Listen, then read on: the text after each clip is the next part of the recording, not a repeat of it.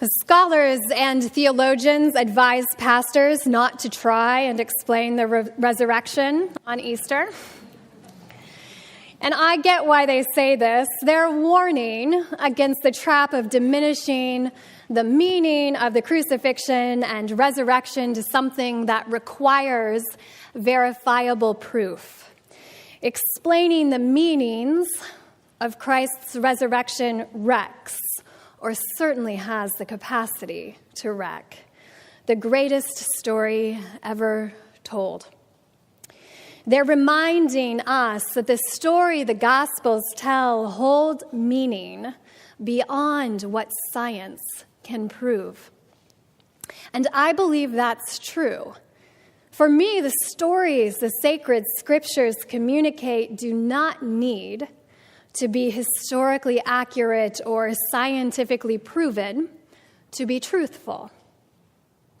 And yet, this story, the crucifixion and resurrection of Jesus, sits at the heart of the gospel.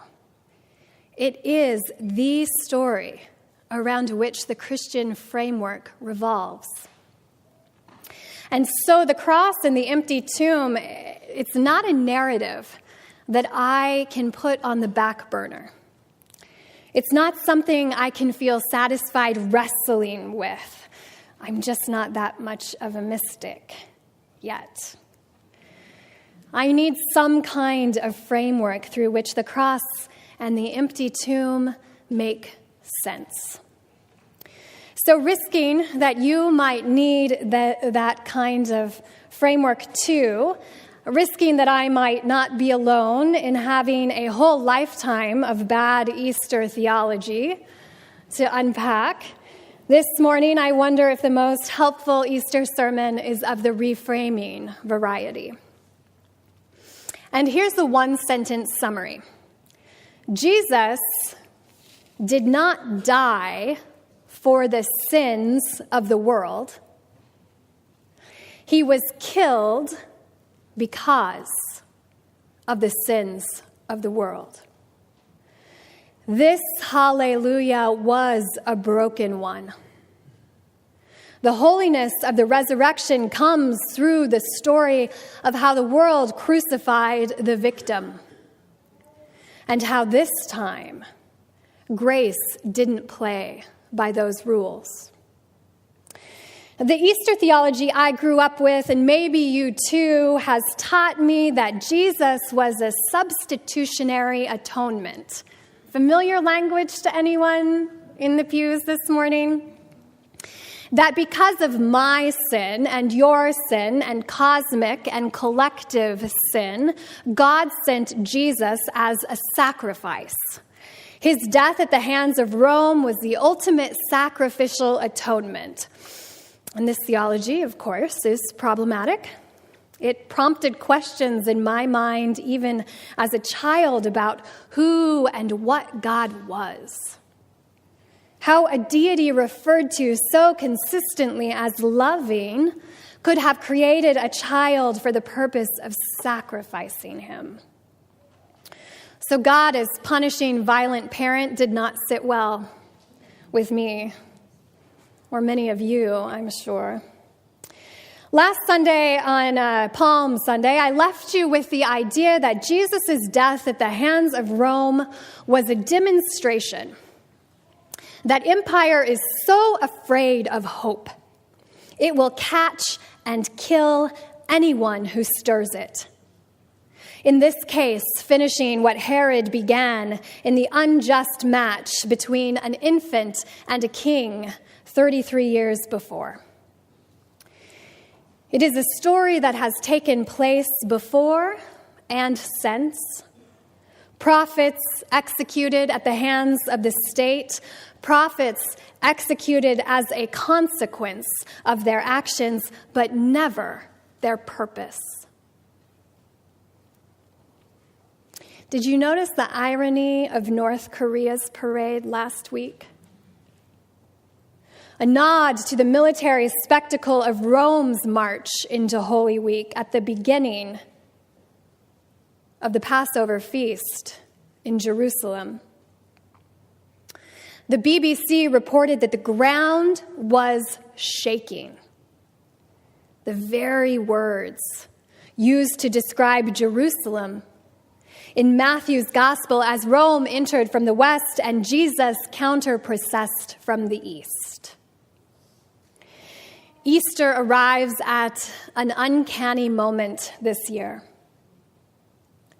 A moment in which the prevailing policies of security revolve around bombing our way out of violence and enacting violence against the other in the forms of walls and borders and deportation efforts. Ways of being that are absolutely opposed to the stories of the Christian faith. Here is what the cross and the resurrection are not. They are not about atonement. They are not about eternal damnation or heaven or life after death. They are about an end to the cycle of violence and a generative way of being grounded in the non-violent reality of God. René Girard, I mention this name only because some of you are undoubtedly nerds like I am.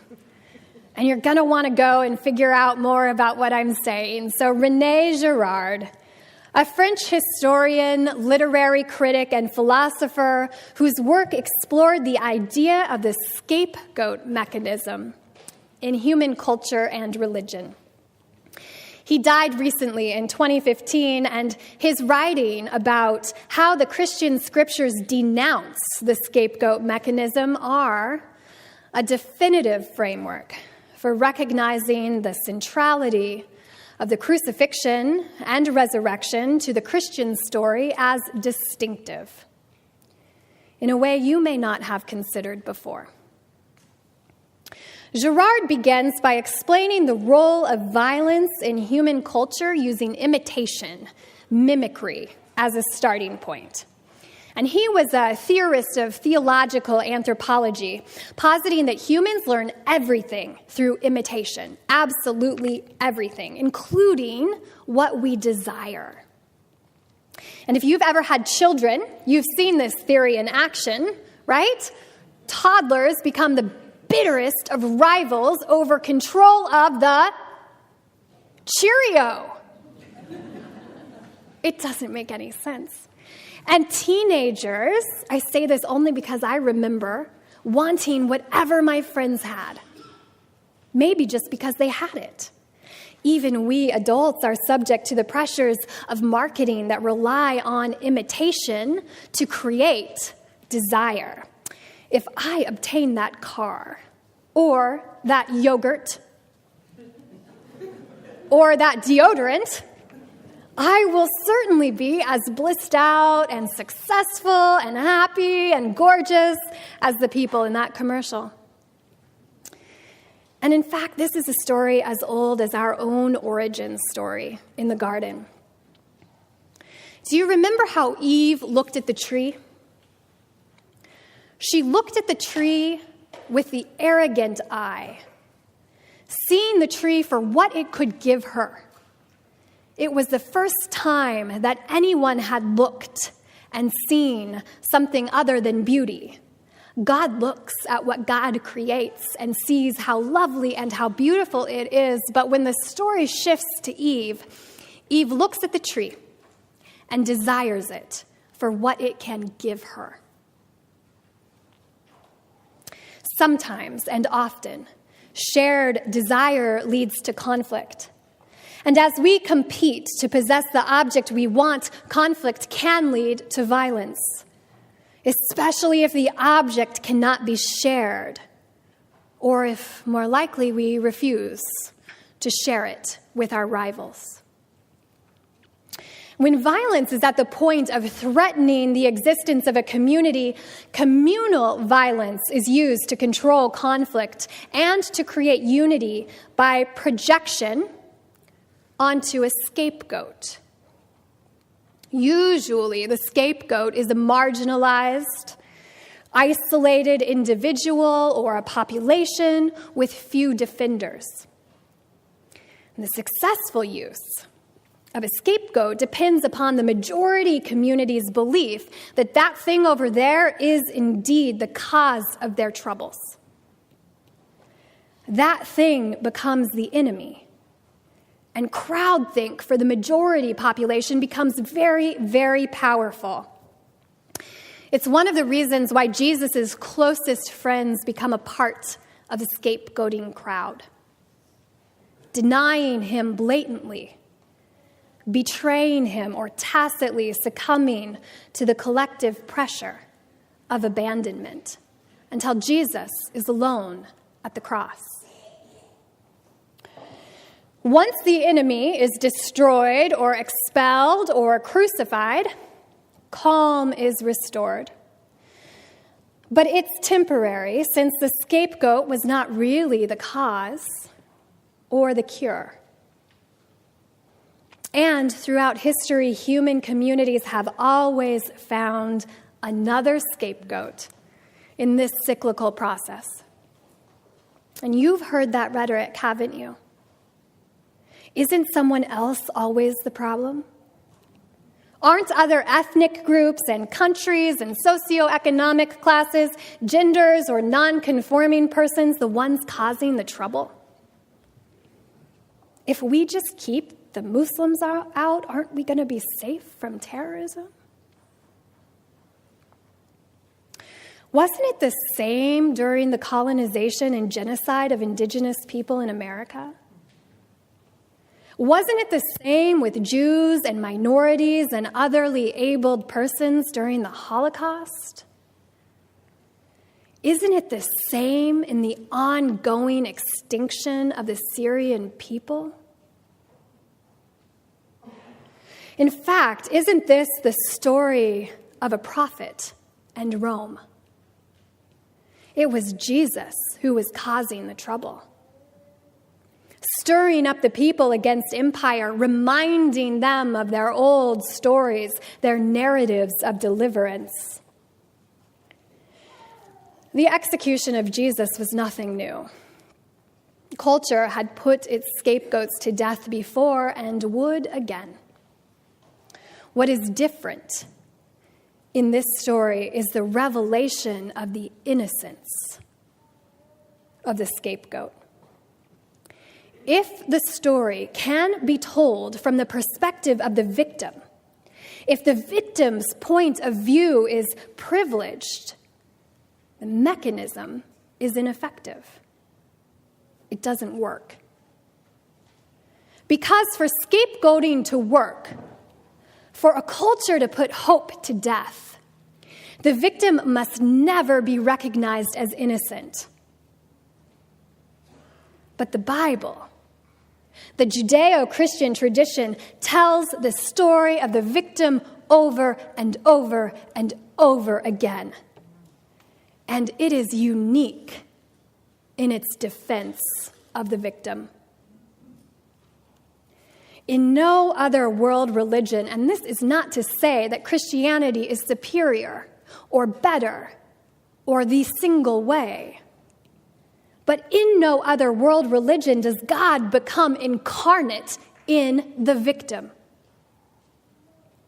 No other faith framework contains the idea of so radically altering, deconstructing, and restructuring our myth-making. No other story declares the end of a human culture founded upon violence and the opening of a way of life and peace, reconciliation, and love. In the resurrection, Jesus signals the importance of the victim's perspective. Whereas most victims are silenced when they are killed, Jesus was not. The empty tomb is a cosmic shift, a sign of the entrance of a power far more potent than violence. The cross and the tomb stand at the center of our story because they represent the end of one way of life and the advent of an entirely new way of being human. And when we proclaim the good news of Jesus, what we are bearing witness to is Easter. Jesus is risen. Jesus is alive.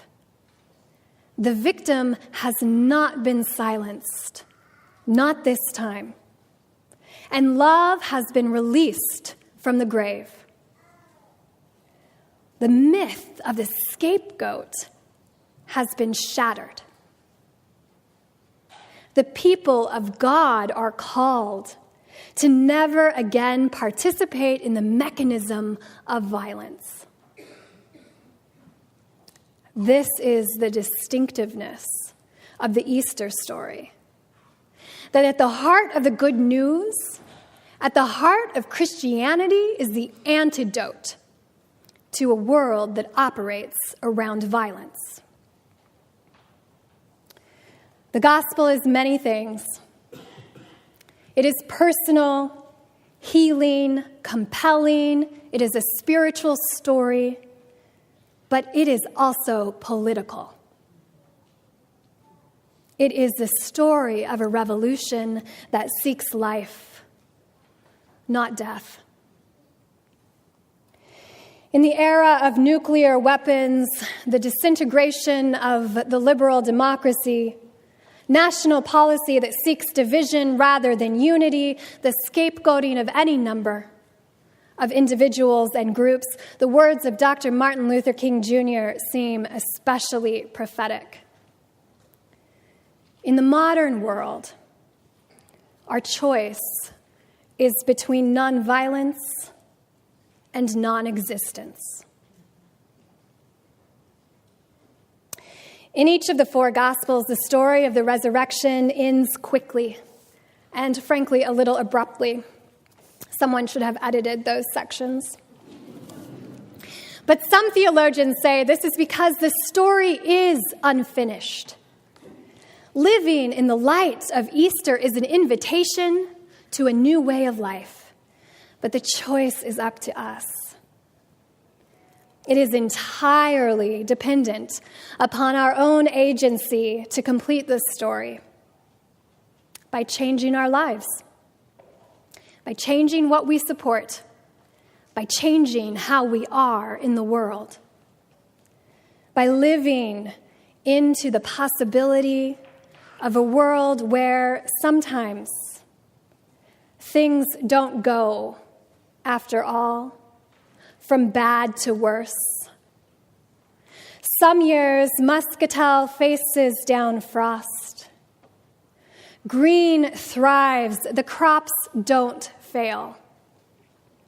Sometimes a person aims high and all goes well. A people sometimes will step back from war, elect an honest candidate, decide they care enough that they can't leave the stranger poor. Some folks become what they were born for. Sometimes our best efforts do not go amiss. Sometimes we do as we meant to. The sun will sometimes melt a field of sorrow that seemed hard frozen. May it happen for you. Amen.